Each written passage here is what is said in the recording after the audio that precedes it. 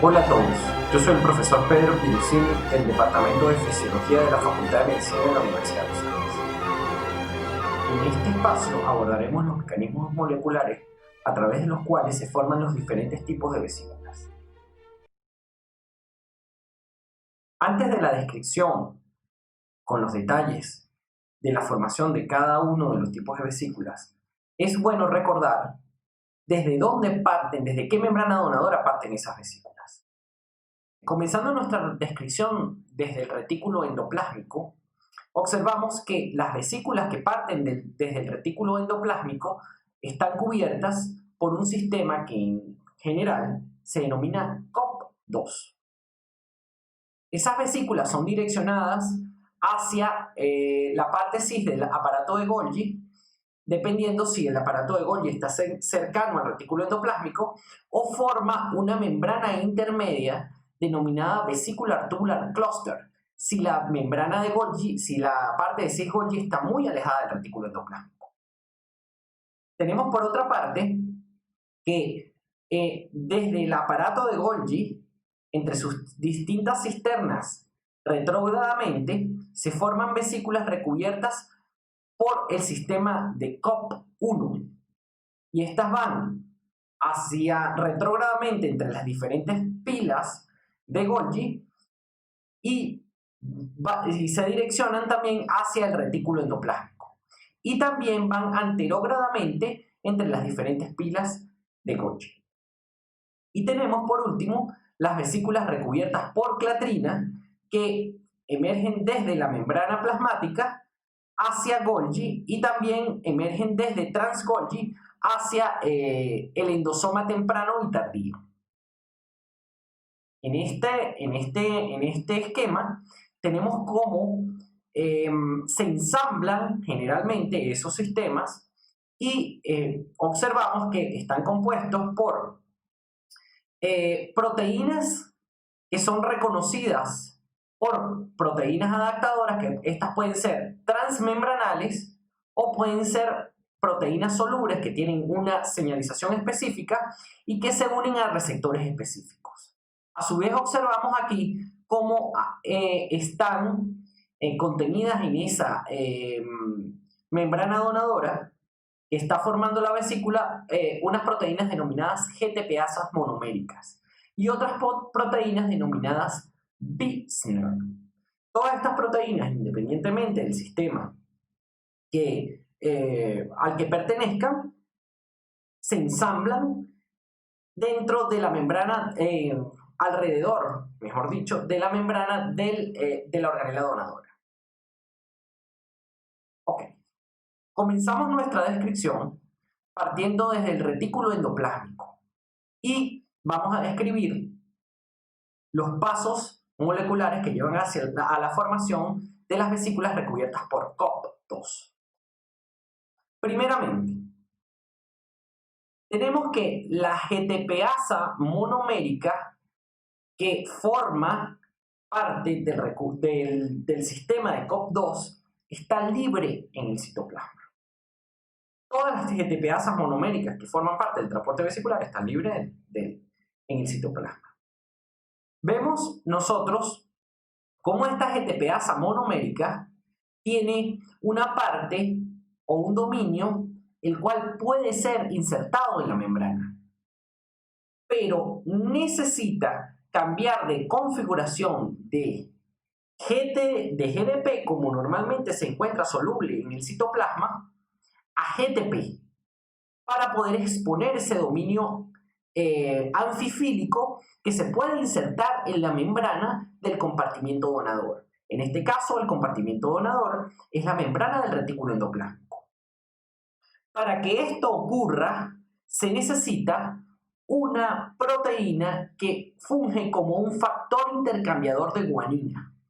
Esta proteína que funge como factor intercambiador de guanina se denomina SAR1-GEF. GEF es el acrónimo de Guanine Exchange Factor o factor intercambiador de guanina. Cuando esta SAR-GEF atrapa o interacciona mejor dicho, con la SAR1-GDP, intercambia el GDP que tiene esta SAR1 adosado por un GTP. Ese intercambio hace que la SAR1 exponga su dominio anfifílico y se inserte en la membrana del compartimiento donador.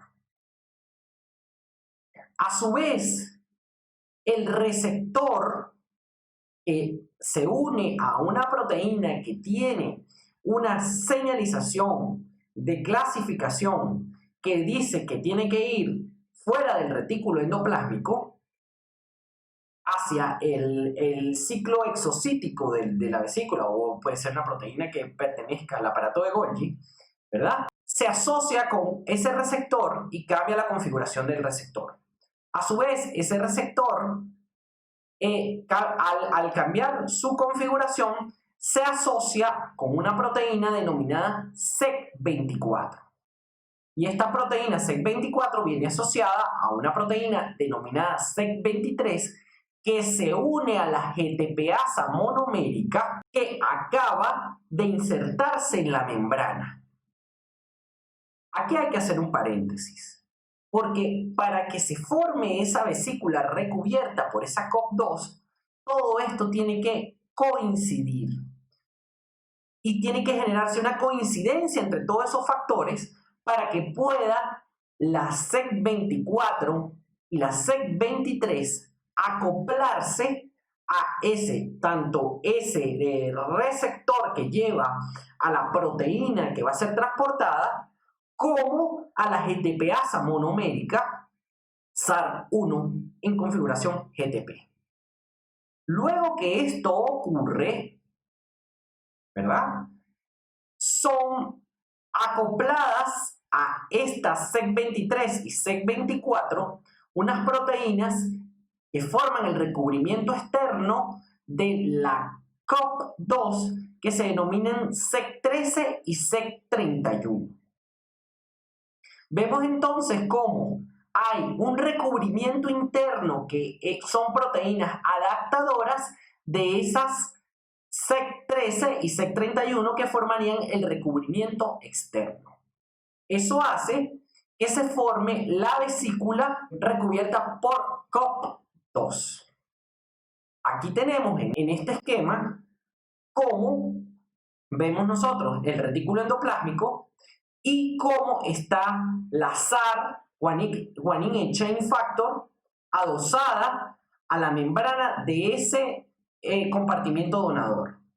Cambia la configuración de la SAR a SAR GTP, a SAR1 GTP, y aquí tenemos la proteína denominada BISNER que va posteriormente a estar relacionada con la fusión de la vesícula en la membrana del compartimiento aceptor. Vemos nosotros aquí también el receptor unido a la proteína que se va a transportar y vemos todo el andamiaje que forma esa COP2, el recubrimiento de COP2. Aquí tenemos la SEC23 y la SEC24 y la SEC13 y la SEC31. ¿Qué es importante notar aquí? Que toda la vesícula, cuando se comienza a recubrir, lleva todos los elementos moleculares que van a permitir su direccionamiento hacia la organela receptora y también van a permitir su fusión con el compartimiento aceptor. La SAR1-GTP forma como un reloj o un timer para que la formación de esta COP2 tenga el tiempo suficiente para formar la vesícula y después, como hablamos en el capítulo anterior, era condición sine qua non que se despegara de todo ese recubrimiento la vesícula. Para que se despegue de todo ese recubrimiento hay un cambio de SAR1-GTP a SAR1-GDP y eso desestabiliza el sistema que recubre a la vesícula. La siguiente vesícula recubierta que vamos a discutir son aquellas recubiertas por COP1, que parten desde el compartimiento donador, que pueden ser las diferentes pilas del aparato de Golgi, que van desde manera retrógrada hasta el retículo endoplásmico, o pueden ir de manera anterógrada, desde cis-Golgi hasta trans-Golgi. Este complejo de vesícula está formado por igualmente una GTPasa monomérica, la cual está soluble en el citoplasma, que se denomina ARF. Esa ARF tiene su proteína ARF, que intercambiadora de guanina, que hace que cambie de ARF-GDP a ARF-GTP. Vemos nosotros que ese cambio, aunado a una proteína que que puede ser transmembrana o puede estar soluble, acoplada a un receptor, que tiene su molécula de señalización y clasificación específica, que pertenece o al retículo endoplásmico o a distintas cisternas del aparato de Golgi, ¿verdad? Se reclutan tanto el receptor necesario como la GTPasa monomérica. Y estos van a reclutar a unas proteínas denominadas coatómeros. Esos coatómeros se ensamblan alrededor de estos receptores, ¿verdad?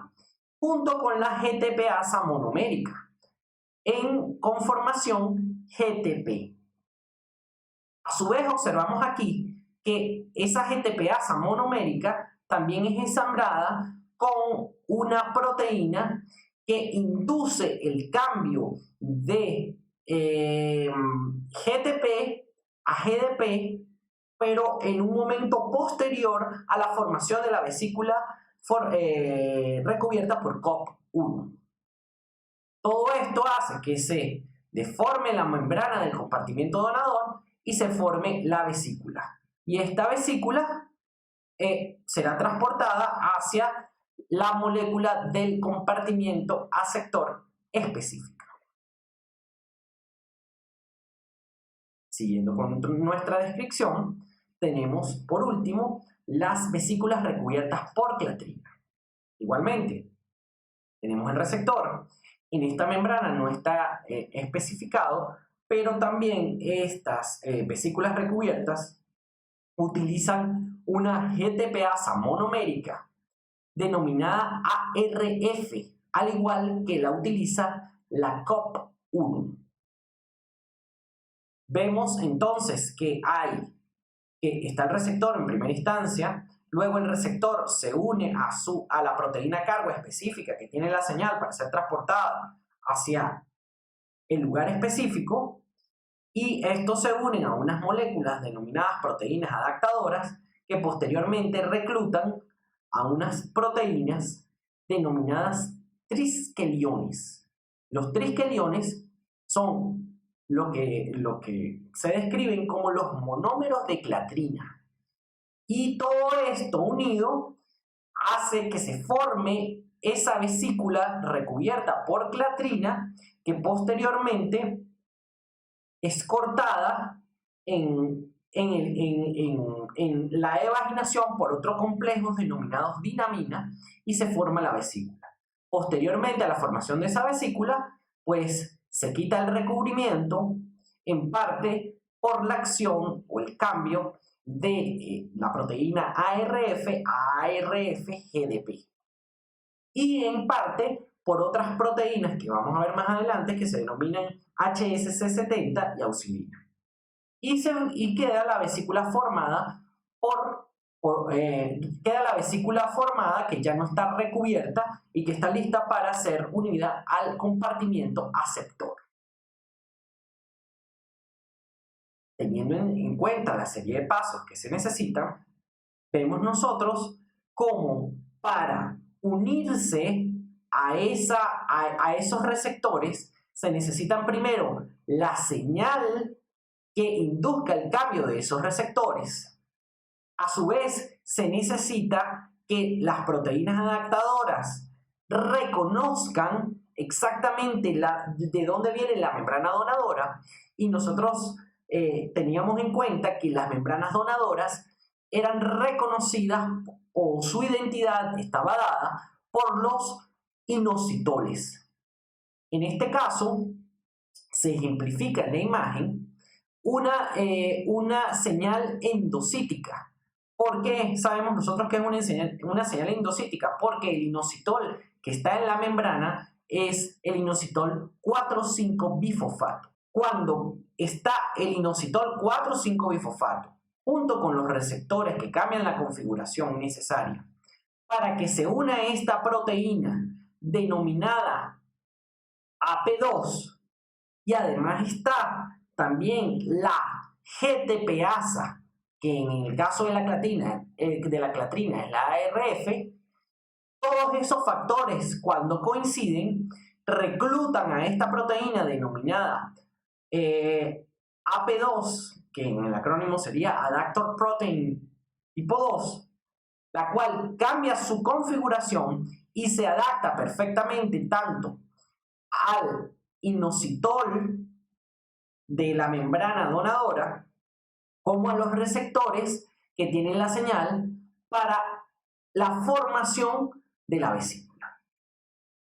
Esas proteínas adaptadoras denominadas AP, está la AP1, la AP2, la AP3, etc.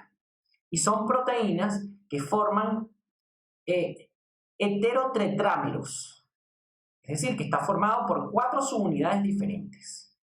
Esas unidades tienen una parte denominada el tronco, otra parte denominada las orejas y otra parte que es una región denominada bisagra.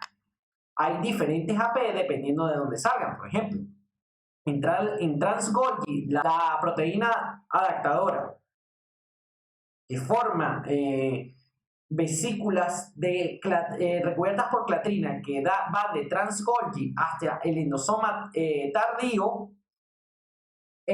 son formadas por AP1. Las vesículas que son formadas desde Trans-Golgi hacia el lisosoma directamente son por AP3. Las que parten de la membrana plasmática son por AP2 y las que van desde el endosoma temprano hacia el endosoma tardío son dadas por AP3. Lo importante es que esta parte del tronco reconoce los receptores que tienen las señales de clasificación específicas y posteriormente estas partes de aquí, sobre todo la parte que es como la oreja de la proteína, son las que ayudan a reclutar a los triskeliones.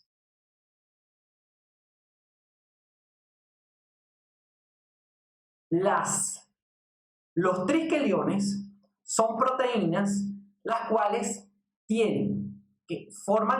están en formas como de hélices, como si fueran una hélice, podemos hacer ese símil. Y tienen una parte denominada el vértex, que es esta región que está aquí. Tiene una parte denominada la parte proximal o la extremidad proximal. Tienen una rodilla y tienen la extremidad distal. Y tienen una región terminal denominada el dominio, el linker. En este linker se unen, por supuesto, a las orejas de las proteínas adaptadoras. Esto se denominaría la cadena pesada y tienen unas cadenas ligeras que están cercanas al vértex.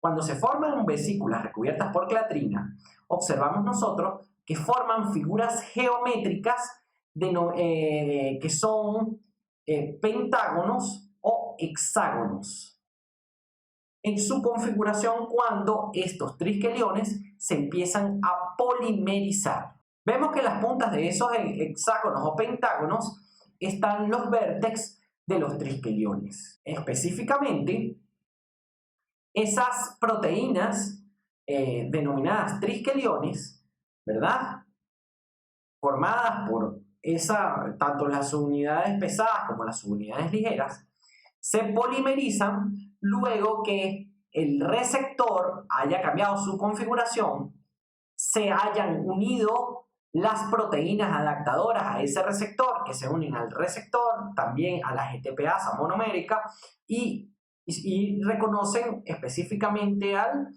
inositol de la membrana donadora, y son polimerizadas en relación con los segmentos terminales con las orejas de las proteínas AP2. Y eso contribuye a la formación de la invaginación de la membrana, que posteriormente, en la etapa de fisión, formará la vesícula recubierta por clatrina. Posteriormente, se necesita que esa vesícula sea desprovista de ese recubrimiento para poder ser fundida con la membrana del compartimento aceptor, y para eso tenemos la ayuda de estas proteínas denominadas auxilina y HSC70. Posteriormente, la vesícula será direccionada hacia su fusión con el compartimento aceptor. Aquí tenemos una ilustración tridimensional de cómo son esos triskeliones y cómo están formados por sus unidades mayores y sus subunidades menores. Y forman las vesículas recubiertas por clatrina, que están formadas por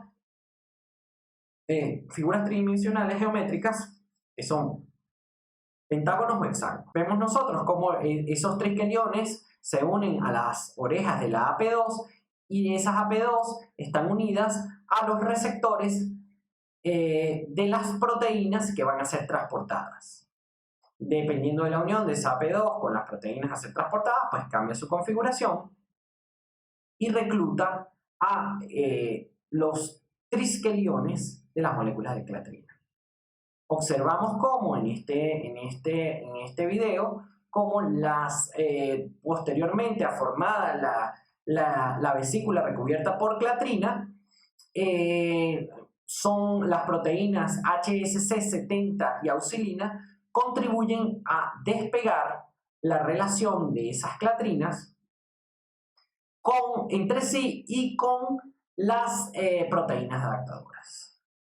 Posteriormente a la formación de la evaginación de la membrana donadora, hay otra proteína denominada dinamina, la cual despega esa evaginación del compartimiento donador para que se termine de formar la vesícula. Esa proteína dinamina la describen o la asemejan a un collar de perlas, y tienen unos dominios, un dominio que se une a la membrana y un dominio que es